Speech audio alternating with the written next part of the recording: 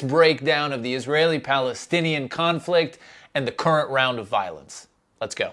Okay, there is a lot to unpack there, from the horror of the situation, which has escalated significantly since then, to the use of the phrase tit-for-tat war in a conflict where you just pointed out one side has suffered over 10 times the casualties. Something which speaks to both the severe power imbalance at play here and how that often gets obscured by how we choose to talk about it.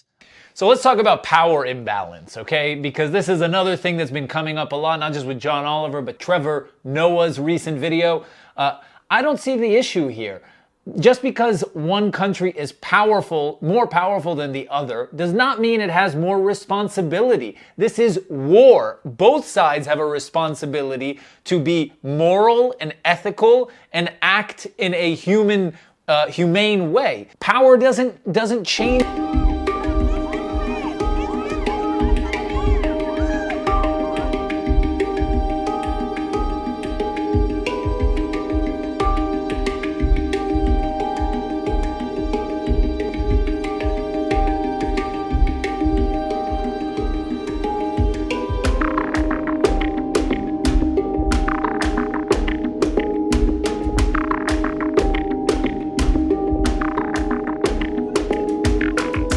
Fluent in Middle East history, I know this can seem overwhelming. The latest chapter in a long story you haven't read. So I'm not going to try and recap the history here.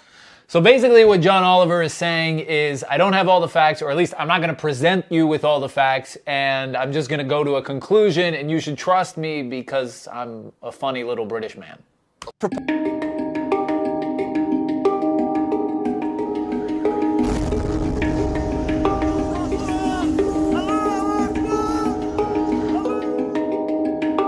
Propose a solution, although interestingly, I do have one, because someone with this accent always thinks they can fix things in the Middle East. I redrew the map a bit, and I have a lot of misplaced confidence that it would work very well.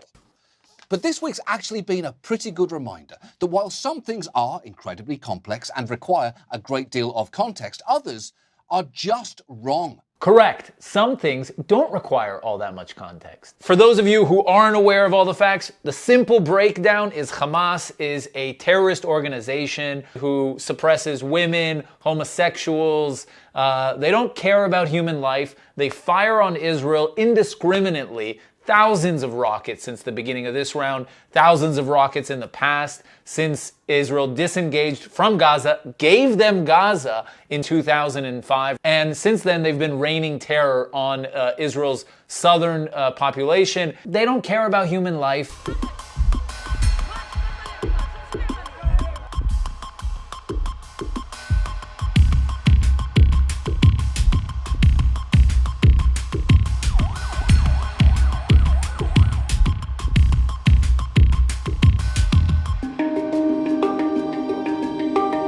They live in squalor because they spend all of their money on terrorism, while Israel just seeks peace.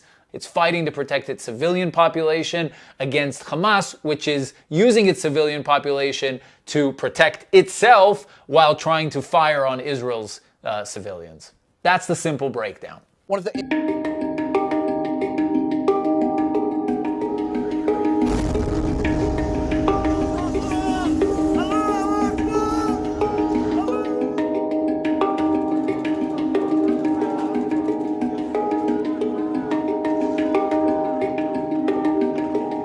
incidents that's been a flashpoint: the planned expulsion of Palestinians who've lived in the Sheikh Jarrah neighborhood for generations. It's currently tied up in the Israeli court system, with the foreign ministry calling it a real estate dispute.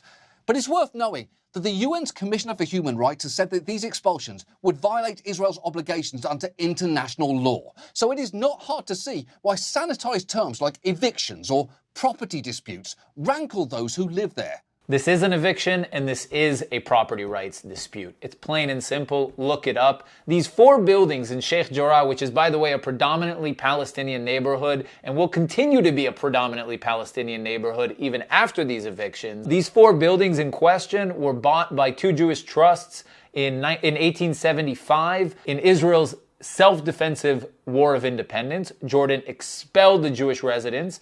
Now, when Israel reclaimed that land in 1967 in yet another self-defensive war, it returned that property to the rightful owners. Since then, it's been in the ownership of Jews. In 1982, tenants from those residents acknowledged Jewish ownership. Their descendants, actually, are some of the appellants right now in this case.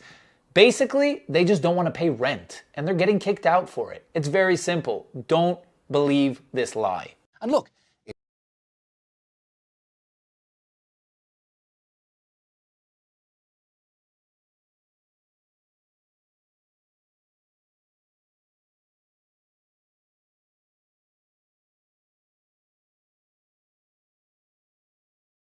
it is true that militants from Palestinian groups like Hamas fired over 1,000 rockets towards Israel this week, and that is reprehensible. But Oh, you gotta love the but. the majority of those rockets thankfully didn't reach their target for a very clear reason. Yeah, but one of them killed a 5-year-old who dressed up as a Teenage Mutant Ninja Turtle in last Purim. But the ordinary Palestinians rose up because you denied them basic rights. I lived there. It was apartheid. It was racism. It was endemic. It was rotten. Absolutely, I was shocked within weeks of living there to see how you treated Palestinian people. And isn't it the fact that the law of return, which is the basic law of the Israeli state, is a racist apartheid law because it confers rights on Jews that it denies to Palestinians. It allows, for example, if I was Jewish and had never stepped foot in Israel, I could claim citizenship there tomorrow, but 6 million people whose origins are in what you now call Israel, who were forced out in 1947 or 48, do not have that right. Isn't that part of the reason why the Palestinians are in dispute with Israelis? Because you deny them the right to return to their homes and to their land and to their villages, and that they have a legitimate claim, even under international law, to return, but you deny them that right. Why do you deny them that right? And why do you give that right to other people who have no connection whatsoever with the land, whether you call it Israel or whether you call it Palestine? Why do you continue to seize land, if you're serious about Oslo and the two-state solution? Why do you continue to seize land, which under that agreement is land designated to be Palestinian land? 500,000 people, most of which has taken place since Oslo. You allow that to happen. Why do you allow it to happen if you're serious about giving this land to the Palestinians? It's absolutely extraordinary. And it just, are you not just taking us, Ambassador, for idiots? That you can say with a straight face, we're serious about peace, but while we're serious about peace, we're going to seize Palestinian land. And you expect the Palestinians to just sit back and do nothing about that. And the world to accept that that is an acceptable way to behave. And you asked earlier on, could we have some constructive solutions? Now you know what the Palestinian people have been asking for.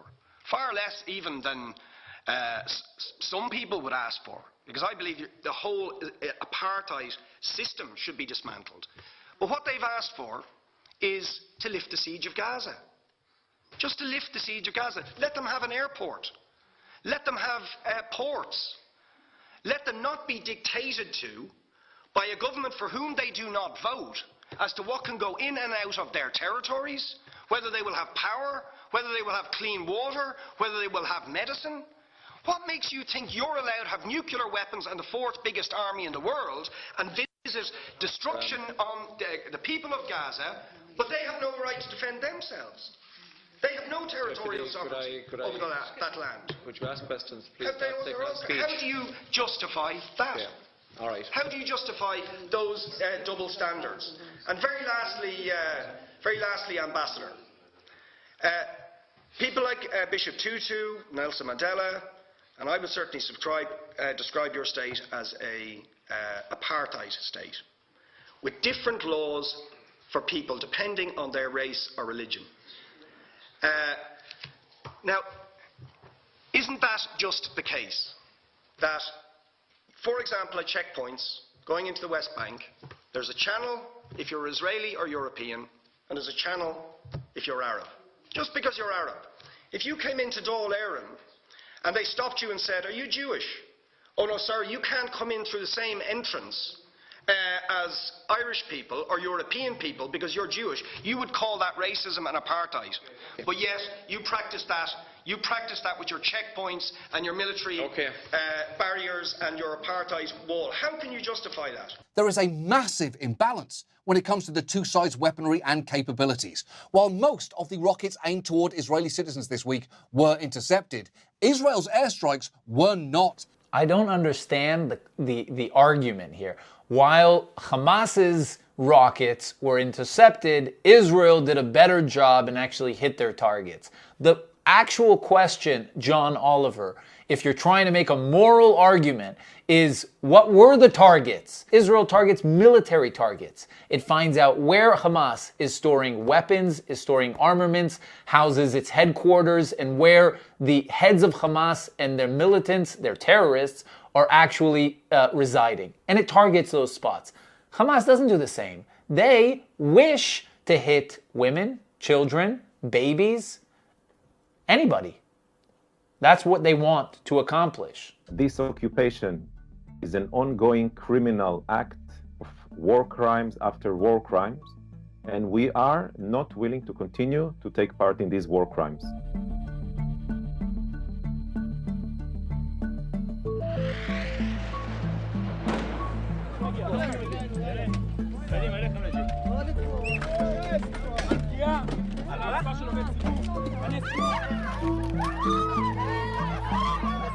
As a child in Israel, you are being brought up in a very strong Zionist militaristic education. You don't know almost anything about Palestine. You don't know about the Nakba in 1948. You don't know about the ongoing oppression.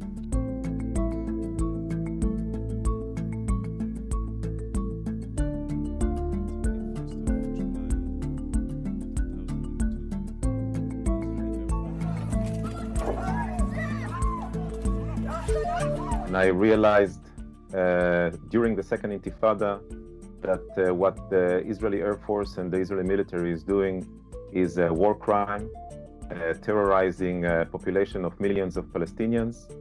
And when I realized that, I decided to not just leave, but to organize other pilots that will publicly refuse to take part in these crimes.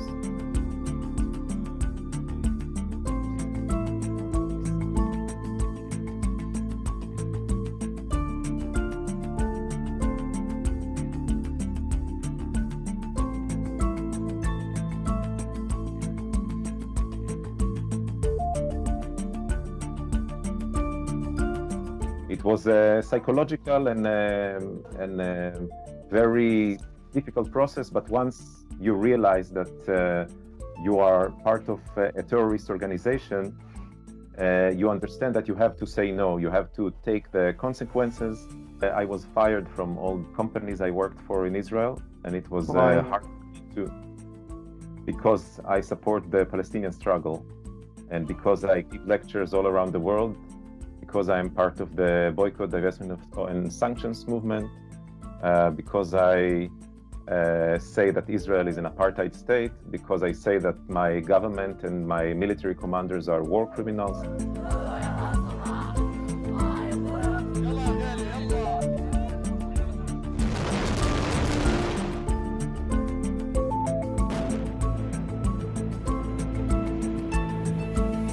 They hit their targets, including a house in a refugee camp, a building housing the Associated Press and Al Jazeera, and this 13-story office and apartment building. And while Israel insisted that there were military targets in that building... What do you mean they insisted that there were military targets? Do you have evidence that these were not military targets? Because if you don't, then you're just making baseless accusations. These were military targets, and you can look at Israel's past operations in Gaza and see that Israel does an amazing job, an incredible job, an almost unbelievable job of targeting military targets solely, only military targets. The only reason that civilians are killed in Gaza is because Hamas wants that to happen. They use civilians as human shields. They have called for civilians to remain in their homes even though they know that Israel is about to strike those homes, even though they store weapons in those homes and they house headquarters in those homes. They urge the civilians to stay in those houses so that there will be civilian casualties and so that Israel will look bad.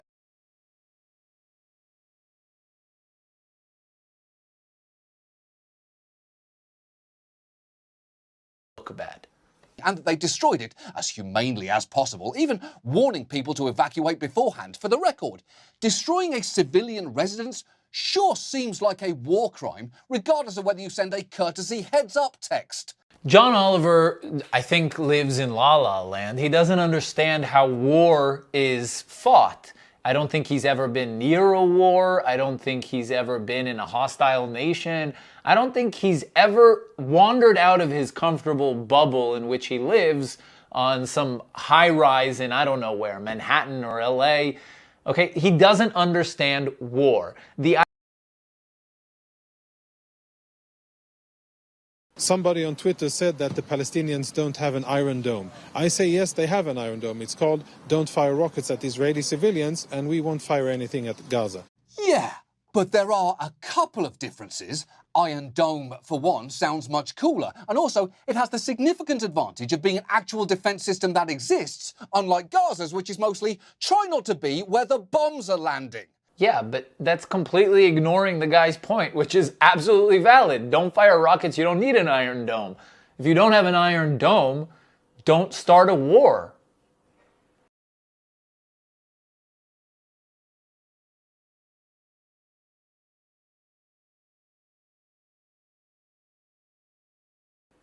And it's important to note here, the vast majority of the Palestinians in Gaza are not part of Hamas. They don't get together and all decide to launch rockets. Actually, they all got together and decided to elect Hamas as their leadership in 2006. And the idea, and this is another common misconception that we have to debunk, the idea that most Palestinians in Gaza just want to live in peace is flatly false. It's just untrue.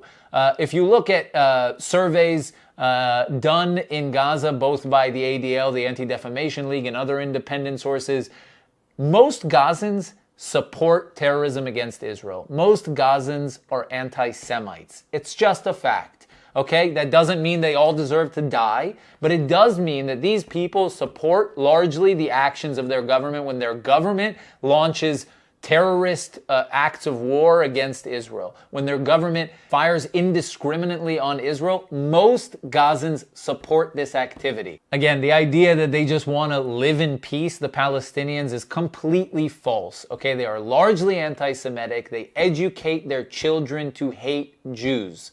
This is not some kind of libel. They idolize terrorists and shaheeds who blow themselves up and who kill babies, like Samir Kuntal, who killed a baby, who smashed a baby's head in with a rock. They idolize these people. They name streets after them. They name squares after them. Palestinians in Gaza and in the West Bank do not want peace. It's a fact. Because they've been living under a suffocating blockade for 14 years.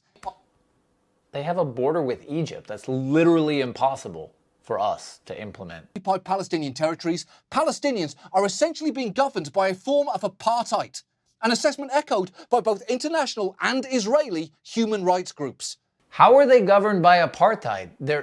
They are, first of all, but it's Hamas's apartheid, which gives not different levels of freedom to different citizens, but zero freedom to any of its citizens. Palestinians in Gaza are not citizens of Israel. Let's just make that clear. So the idea that they're living under an Israeli apartheid is just absolutely absurd.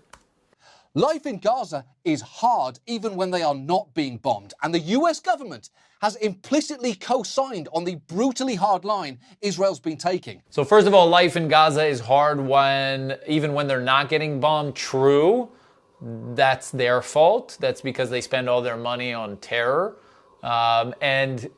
Two, the U.S. government greenlighting Israel's actions. Yeah, but they also just renewed $290 million in aid to Gaza, which is, again, going to be used for terror tunnels, rockets, and war.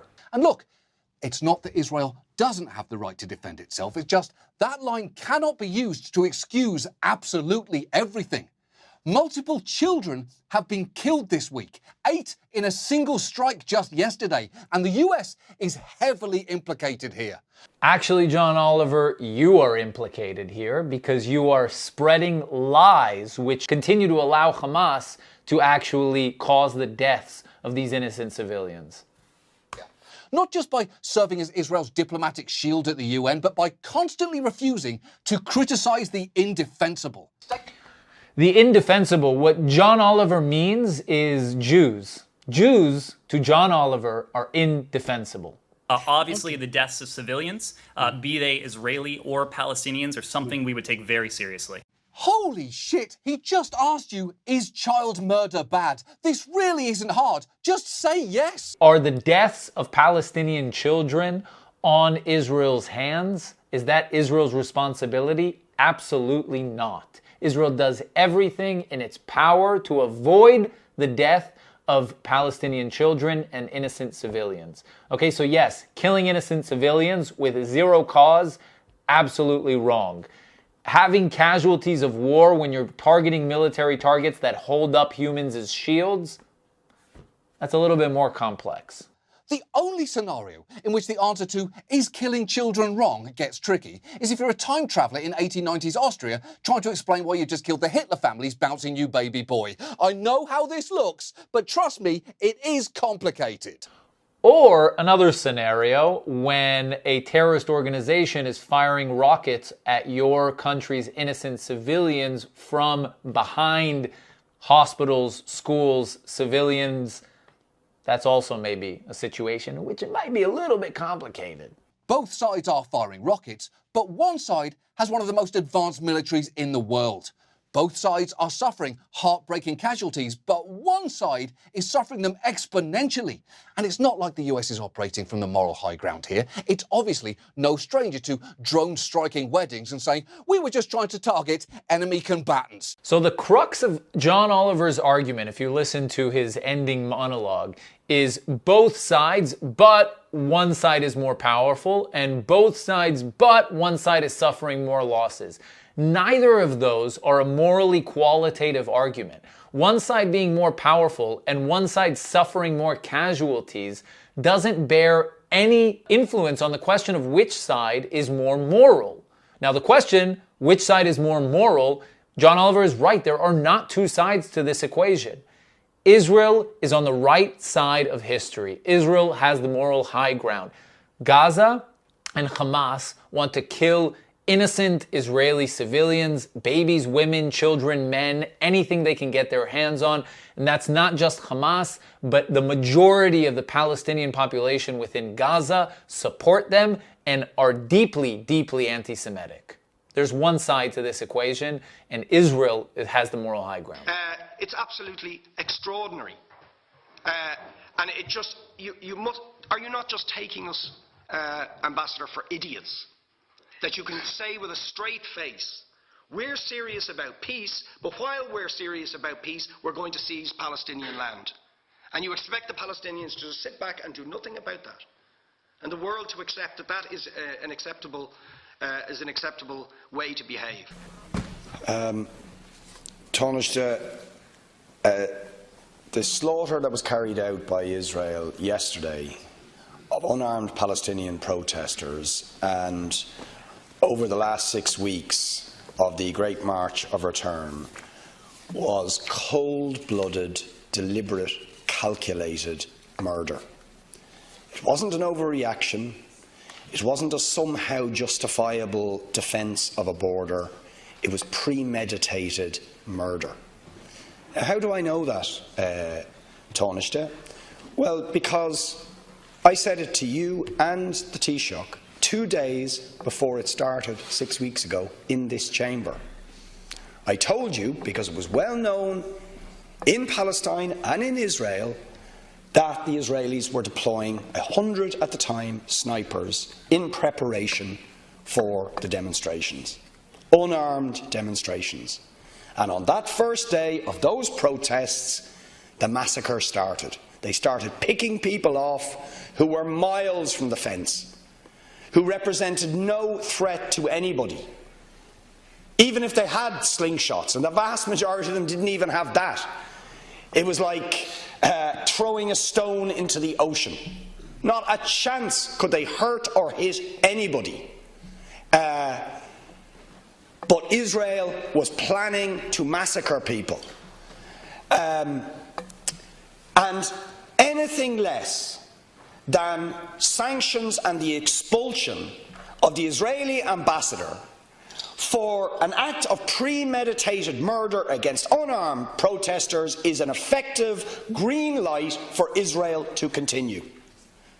Because nobody can seriously suggest, if a state is willing to slaughter in a premeditated way nearly 60 people yesterday, about 45 over the last 6 weeks, is willing to impose an 11-year-long siege on Gaza, imprisoning 2 million people in the siege, refusing to let them in or out, refusing to let goods in and out in order for them to regenerate their tiny patch of land, is willing to continuously break international law by expanding illegal settlements into territory designated for the Palestinians.